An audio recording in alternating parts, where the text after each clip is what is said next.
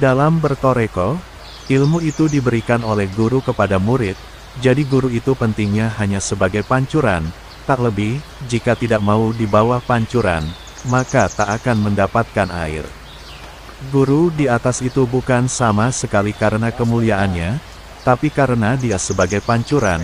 Ketaatan murid kepada guru itu harus seumpama ketaatan tangan di bawah pancuran. Kalau ingin mendapatkan air kemana selang diarahkan ke sanalah tangan menadahkan tangan. Apa selang itu mulia? Tidak, selang dibutuhkan itu karena selang itu membawa air yang dituang. Seorang murid itu karena ingin mendapatkan air, maka harus menyediakan wadah untuk menampung air. Jika air itu adalah air, perumpamaan air adalah benda cair, maka dibutuhkan galon. Tahu kan pembentukan galon itu bagaimana? Atau contoh pembentukan tanah menjadi kendi. Tanah dicangkul, dipisah dari tanah asalnya, diinjak-injak, diremas, dikeplek-keplek, dibanting-banting agar didapat kekenyalan yang bisa dibentuk dengan mudah, diunyer-unyer, sampai menjadi kendi, sampai menjadi bentuk kendi yang indah, lalu dijemur, setelah kering dibakar dengan api. Jadi murid digembleng seperti tanah itu agar bisa menyimpan air sebagaimana kendi menyimpan air, sebab kalau tanah belum dibentuk menjadi kendi, jika disiram air sebanyak apapun air akan meresap hilang musnah ke dalam tanah, rakusnya tanah itu akan menelan seberapapun air yang akan dituang. Itu perumpamaan, tapi nyatanya manusia itu dari tanah, padahal al-ilmu nurun, ilmu itu cahaya. Cahaya itu tidak bisa disimpan dalam tanah, sifat tanah itu hanya bisa menyimpan biji-bijian. Jika cahaya disimpan di dalam tanah, cahaya akan hilang tak berbekas. Yang cocok untuk tanah adalah biji-bijian, biji padi, jagung, dan aneka makanan itu kalau dimasukkan ke dalam tanah, ke dalam tubuh kita makan akan bermanfaat.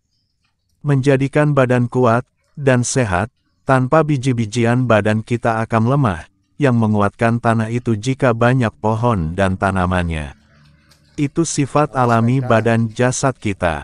Dan ruhani kita itu bisa kuat kalau kita banyak beramal ibadah.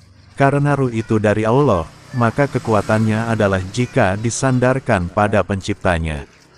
Dan karena ilmu itu cahaya, maka penyimpan paling cocok adalah cahaya, dan yang terbuat dari cahaya adalah malaikat. Kata malaikat, Maha Suci Engkau, tidak ada yang kami ketahui selain dari apa yang telah Engkau ajarkan kepada kami. Sesungguhnya Engkaulah yang Maha Mengetahui lagi Maha Bijaksana. Qs. Al-Baqarah pukul 2.32. Tidak ada yang kami ketahui. Artinya malaikat itu tidak berisi, tidak tahu, selain yang diajarkan, atau selain yang dimasukkan. Jadi malaikat itu penyimpan, dan mereka tidak tahu apa-apa, selain yang dimasukkan dalam penyimpanan. Artinya malaikat itulah penyimpan ilmu terbaik, mereka tidak akan menambahi atau mencampur dengan sesuatu yang tidak-tidak, apa yang disimpan dalam malaikat itu aman, tak terkontaminasi.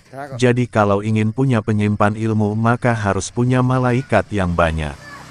Sebagaimana kalau ingin menyimpan air harus punya toren penyimpan air yang banyak, atau ingin bisa menyimpan file harus punya flash disk yang banyak, atau ingin dapat menyimpan baju, harus punya lemari yang banyak.